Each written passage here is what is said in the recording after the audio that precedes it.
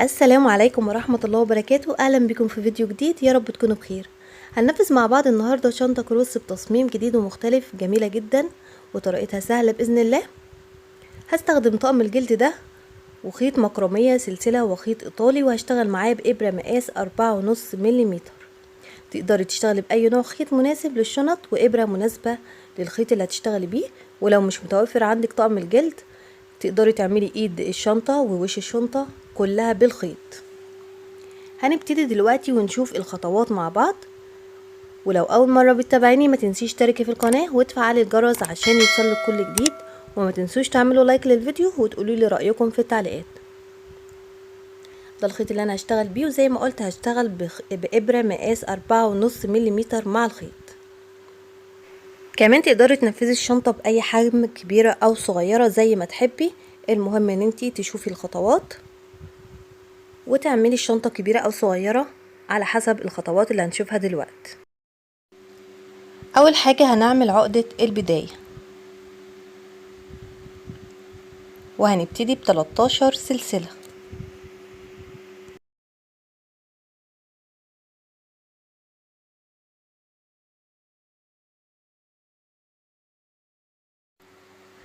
اشتغلت 13 سلسلة.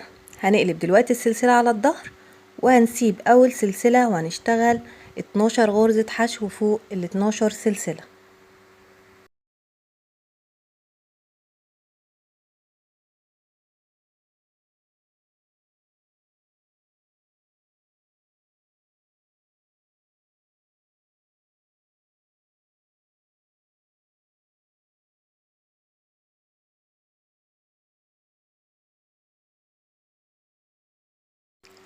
خلصت السطر الاول بغرز الحشو، هنبتدي دلوقتي السطر التاني وهنرتفع بسلسلة. فوق اول غرزة حشو هعدي كده بالابرة وهسحب الخيط وهعمل غرزة منزلقة. هاخد لفة على الابرة، والغرزة اللي بعدها كده هنسحب الخيط، ومعايا 3 حلقات هسحب الخيط منهم التلاتة، وبكده نكون عملنا غرزة نص عمود. والاخر السطر هشتغل غرزة منزلقة، والغرزة اللي بعدها غرزة نص عمود.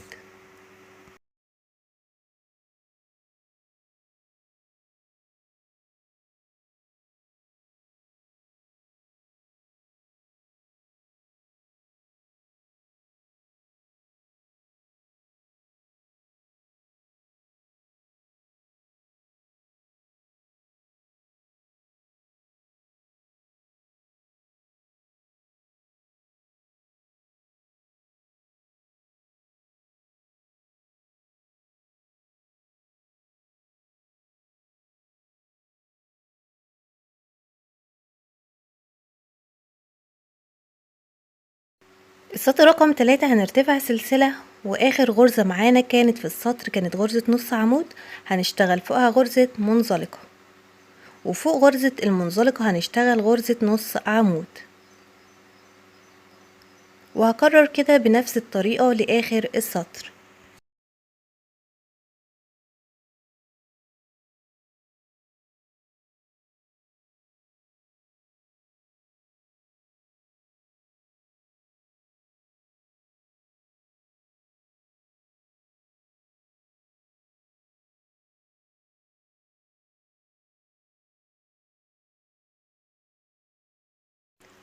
هكرر عدد من السطور بنفس الطريقة. فوق غرزة المنزلقة بنشتغل غرزة نص عمود، وفوق غرزة النص عمود بنشتغل غرزة منزلقة.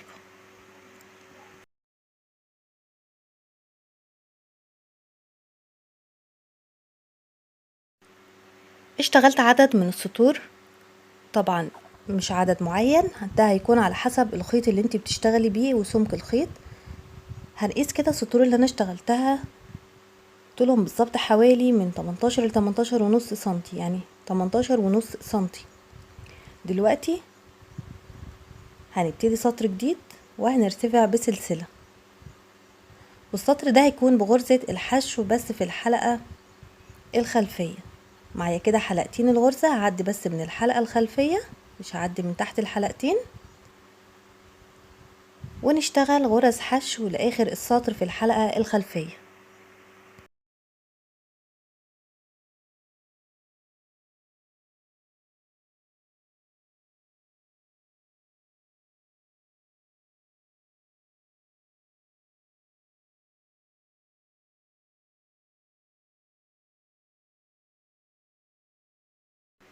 خلصت غرز الحشو في الحلقة الخلفية كلها كده السطر ده. هنرتفع بسلسلة، والسطر اللي بعد ده هيكون برضو بغرزة الحشو، بس هنشتغل تحت الحلقتين. هشتغل السطر ده وهشتغل كمان بعده سطرين بغرزة الحشو.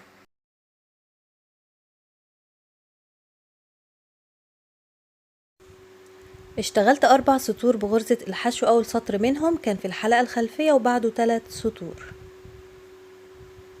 دلوقتي هنبتدي سطر جديد.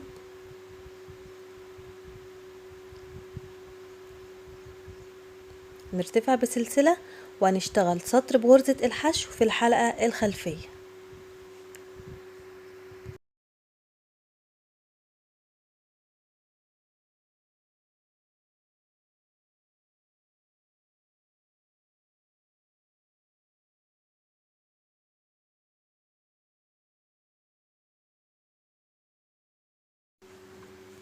خلصت سطر غرز الحشو في الحلقة الخلفية، وهنبتدي سطر جديد بغرزة الحشو تحت الحلقتين.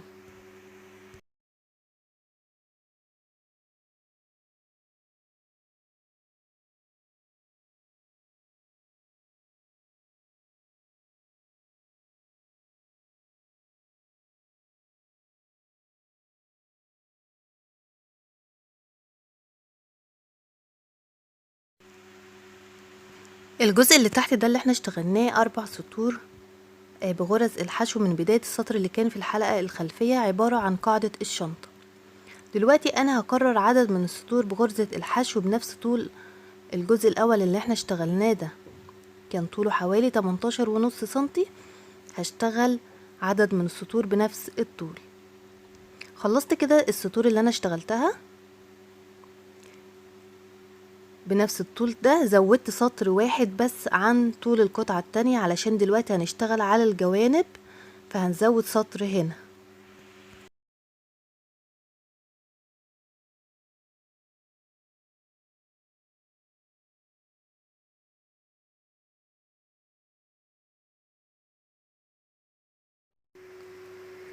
دي اخر غرزة حشو اشتغلتها في السطر الاخير. هروح للسطر اللي قبله كده وهنشتغل غرزة حشو، وقصاد كل سطر هنشتغل غرزة حشو واحدة.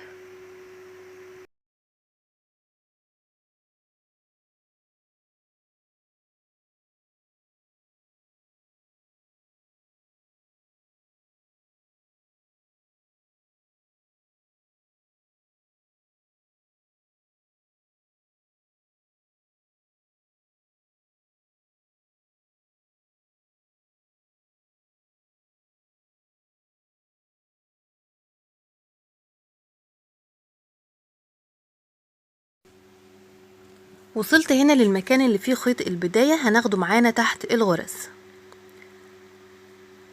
وزي ما قلنا بنشتغل غرزة واحدة بس قصاد كل غرزة، حتى في الجوانب او في الاركان كده بنشتغل غرزة واحدة بس.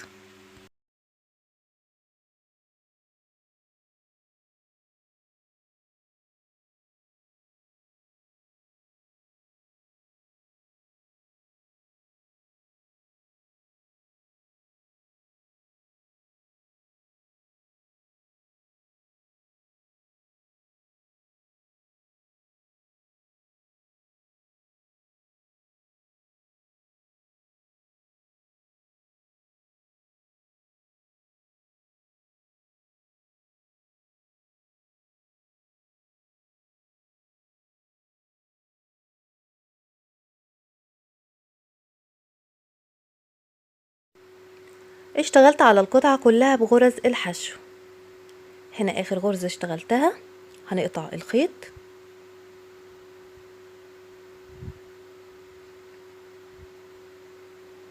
هنسحب طرف الخيط بالشكل ده، ومعايا هنا اول غرزة في السطر هعدي الابرة من تحت الحلقتين وهسحب الطرف ده، ومن اخر غرزة بالشكل ده وهنسحب طرف الخيط ونداريه تحت الغرز.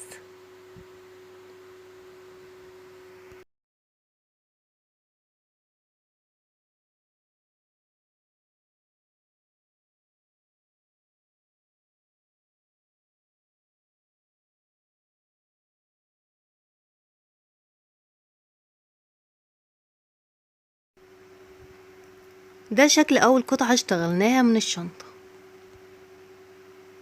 هنبتدي دلوقتي ونشتغل قطعة تانية، وهنبتدي ب11 سلسلة، نعمل عقدة البداية وبعدين 11 سلسلة.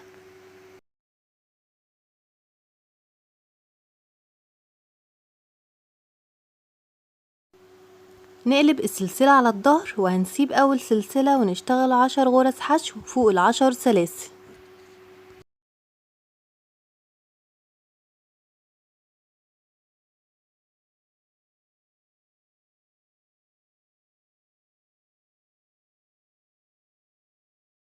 خلصت السطر ب10 غرز حشو، هرتفع بسلسلة وهنشتغل سطرين كمان بغرزة الحشو فوق كل غرزة غرزة واحدة.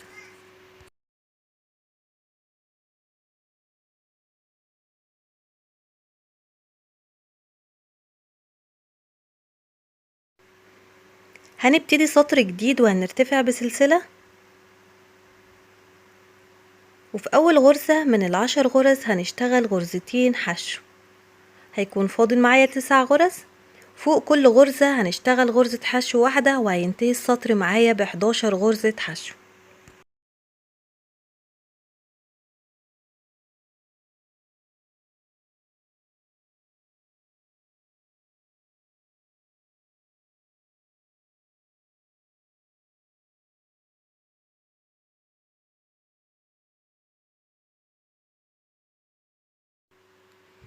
سطر جديد وهنرتفع بسلسلة، وده السطر رقم 5.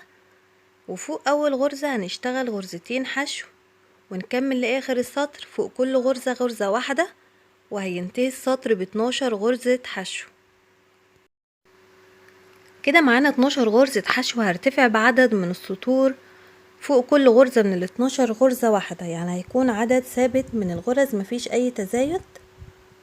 وهشتغل قطعة كده بغرز الحشو، والقطعة ديت هتكون اقل في الطول من القطعة الاولى بحوالي 3 سنتي. فانا هكرر كده عدد من السطور لحد ما يكون فاضل معايا 5 سطور اللي احنا اشتغلناهم في الاول، 3 سطور بغرز الحشو وسطرين عملنا فيهم تزايد علشان نرجع نعمل تناقص. اشتغلت عدد من السطور، هقيس القطعة اللي انا اشتغلتها، طولها بالظبط 33 سنتي. واول قطعة اشتغلناها هنشوف طولها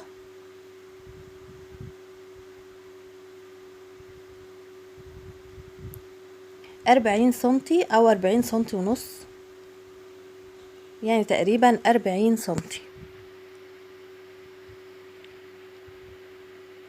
فدلوقتي انا هشتغل 5 سطور من غرز الحشو، بس هنعمل تناقص علشان يكون معايا بداية القطعة زي نهايتها. الجزء ده يكون من هنا نفس الشكل. فدلوقتي هرتفع بسلسلة وهسيب اول غرزة حشو مش هشتغل فيها، وهروح للغرزة اللي بعدها وهشتغل غرزة حشو، وهكمل لاخر السطر بغرز الحشو، وهيكون معايا في نهاية السطر 11 غرزة حشو.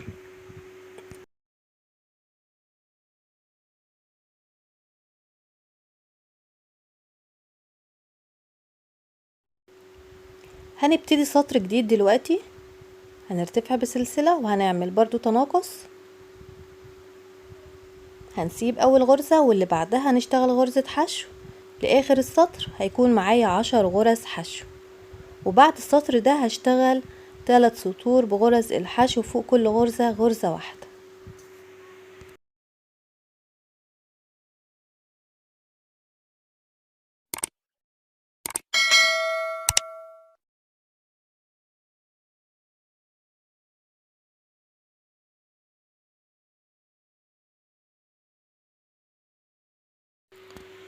خلصت كده ال3 سطور بعد اخر تناقص، ومعايا بداية القطعة زي نهايتها.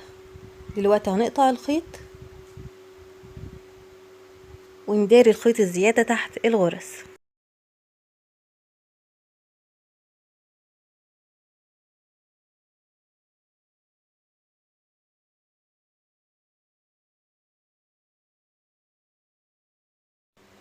اول قطعة اشتغلناها طولها 40 سنتي، والقطعة التانية طولها 37 سنتي. دلوقتي هنعمل جوانب الشنطة. وجوانب الشنطة نقدر نشتغلها باكتر من طريقة، ممكن بنفس الخيط اللي احنا شغالين بيه بالشكل ده، او ممكن بالبوري اللي هو ده، ونبطن قطعة البوري بلون قماش مناسب للون الشنطة.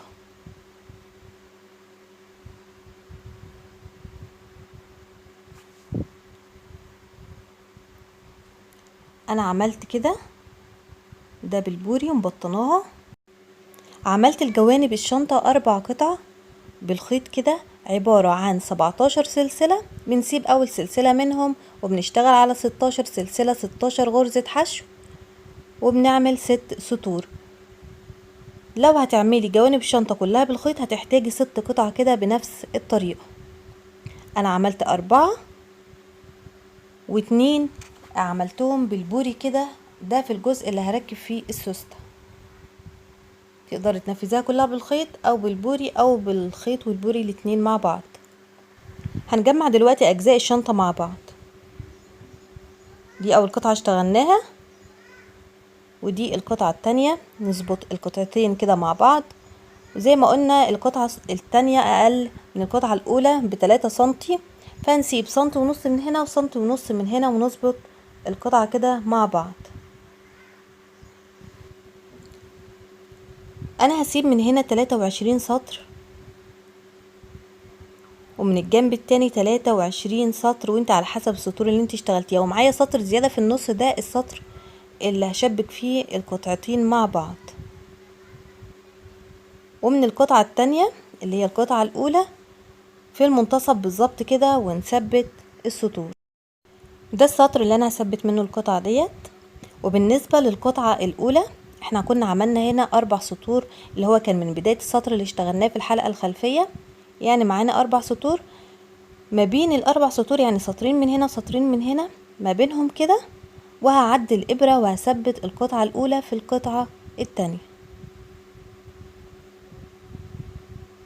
هجيب القطعتين كده على بعض بالشكل ده، وهنشبكهم مع بعض بغرزة المنزلقة.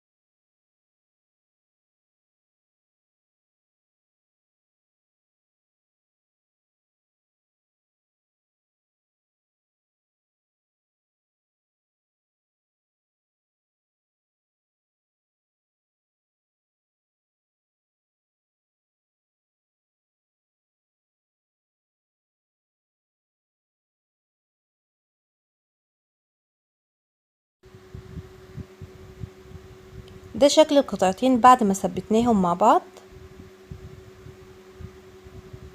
هنقطع الخيط الزيادة وهندريه تحت الغرز.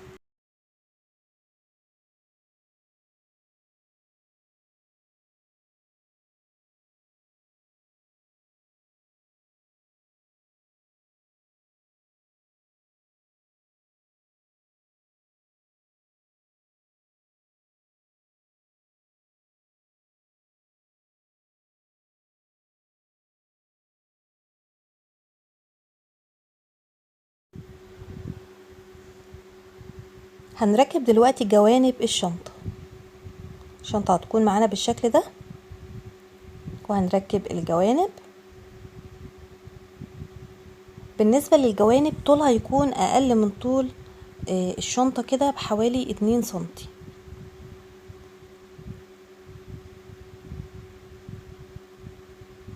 طولها 16 سنتي او 16 ونص، وعرضها 6 سنتي.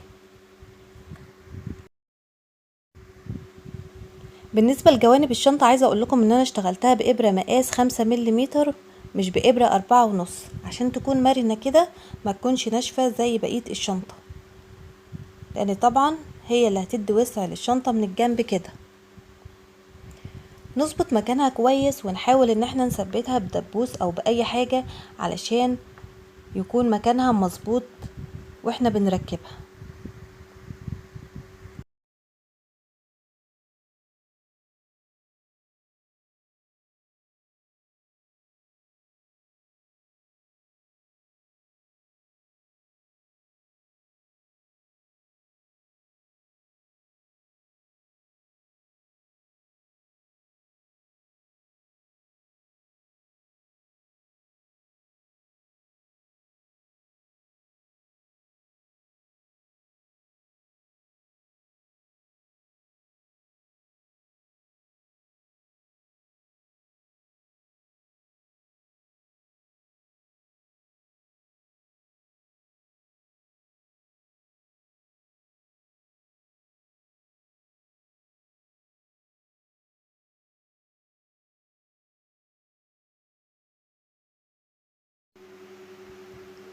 نظبط كده مكان الجوانب علشان هنخيط كده من الجنب ده القطعة دي مع القطعة دي كده بالشكل ده، والجزء اللي في النص ده هو اللي هيتركب فيه السوستة. وزي ما قلت انا عاملة للجزء ده اللي هي القطعة اللي بالبوري، وطبعا من الجنب التاني للشنطة برضو هنركب الجوانب بنفس الطريقة. هنشوف مع بعض دلوقتي ازاي نثبت الجوانب او نخيطها في الشنطة.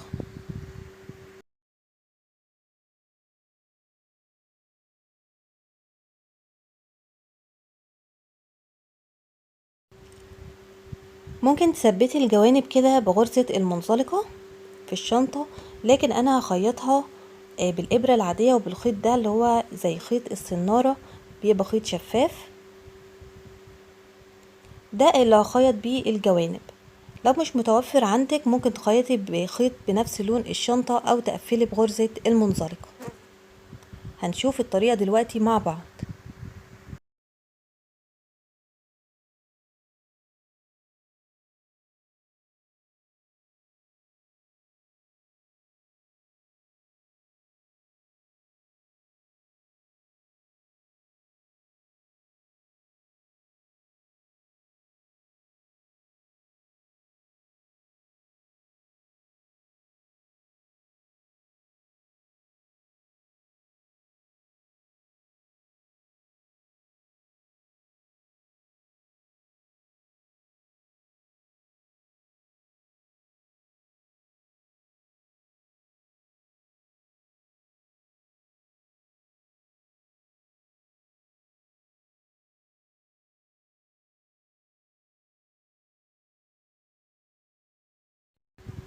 وصلت هنا للجزء اللي في قاعدة الشنطة، والجزء ده هنخيطه هو مقفول كده، مش هنفرده علشان تكون معايا ملمومة من تحت بالشكل ده.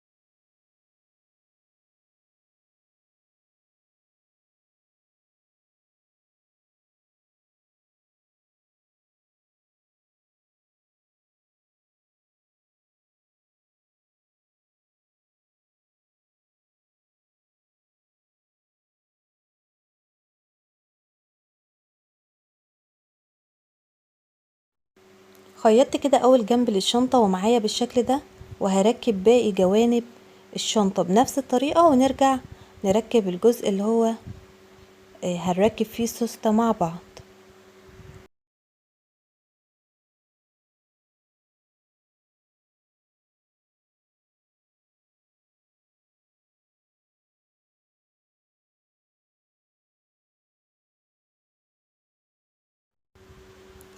كده ركبنا جوانب الشنطة بالشكل ده، فاضل الجزء اللي هركب فيه السوستة. وزي ما قلت انا عامله للجزء ده قطعه من البوري هركبها برضو بنفس الطريقه اللي ركبنا بيها الجوانب اللي ركبناها بالخيط.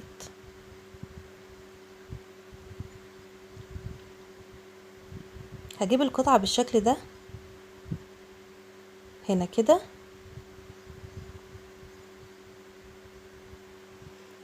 وكمان هركب السوسته معاها، يعني هخيطهم الاتنين مع بعض.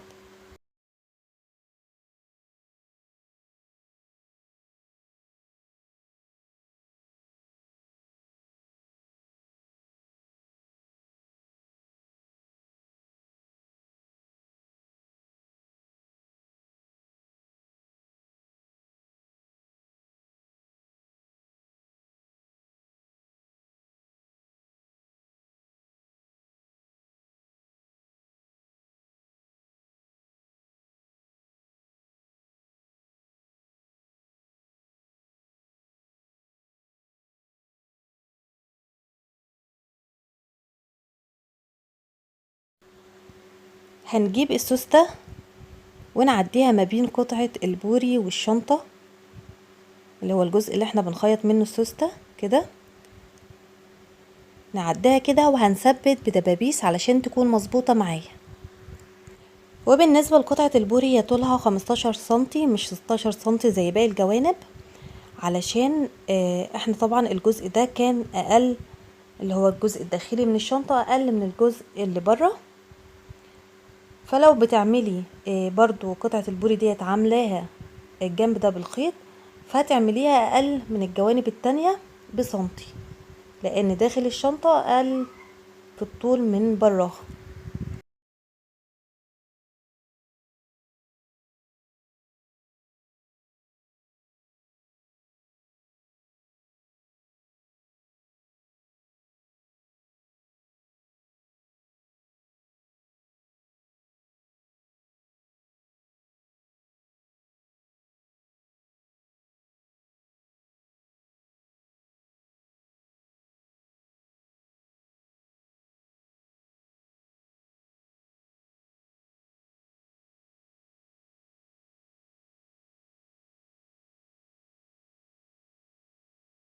ثبت كده السوستة مع قطعة البوري بالدبابيس، وهبدأ دلوقتي اخيط بالطريقة العادية زي ما خيطنا الجوانب التانية، ونركب الجنب التاني من الناحية التانية للشنطة بنفس الطريقة.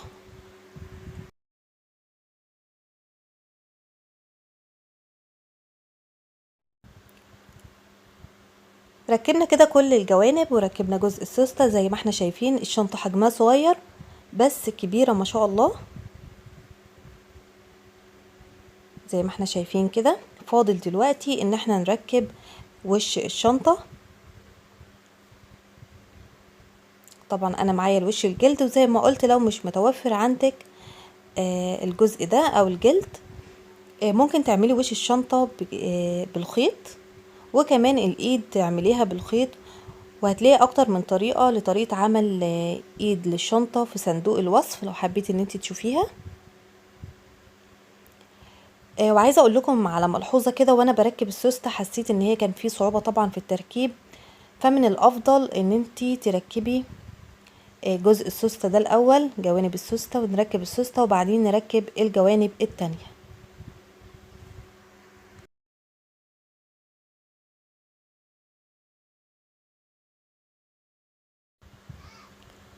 هنركب الوش هنا او هنخيطه كده تحت اخر سطر في ظهر الشنطة. هنعدي من الفتحات وهنخيط. هنجيب الخيط واسحبه من تحت اخر من تحت السطر الاخير كده.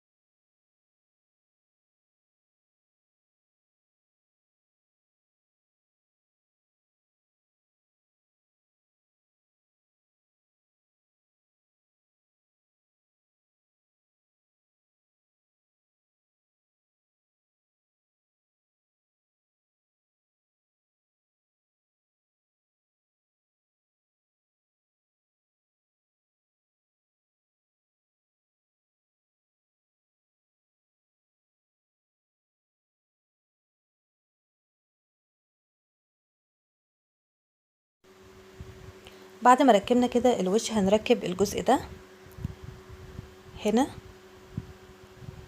نظبط المكان كويس وهخيطه بالإبرة العادية.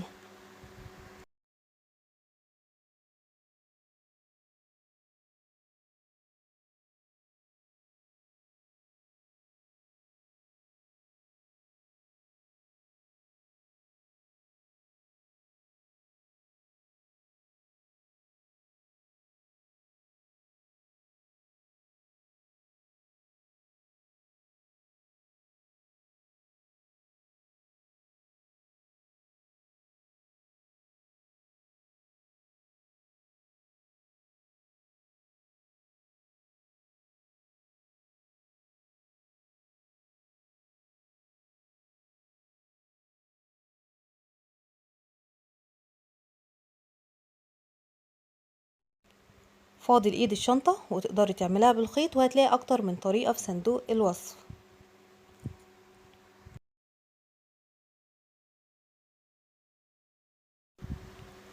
هعدي كده بالجنش من السطر الاخير من الشنطة فوق من هنا او من الجنب زي ما تحبي تحت شوية، والناحية التانية هنركبها هنا ورا برضو فوق او في الجنب زي ما تحبي.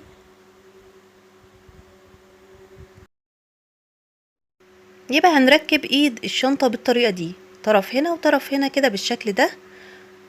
وبكده نكون وصلنا لنهاية فيديو النهاردة. اتمنى يكون تصميم الشنطة عجبكم وتكونوا استفدتوا من الشرح، وما تنسوش تكتبوا لي رأيكم في التعليقات. ولو اول مرة بتتابعيني ما تنسيش تعملي لايك للفيديو وتشترك في القناة وتفعلي الجرس عشان يوصلك كل جديد. واستنوني في فيديو جديد، والسلام عليكم ورحمة الله وبركاته.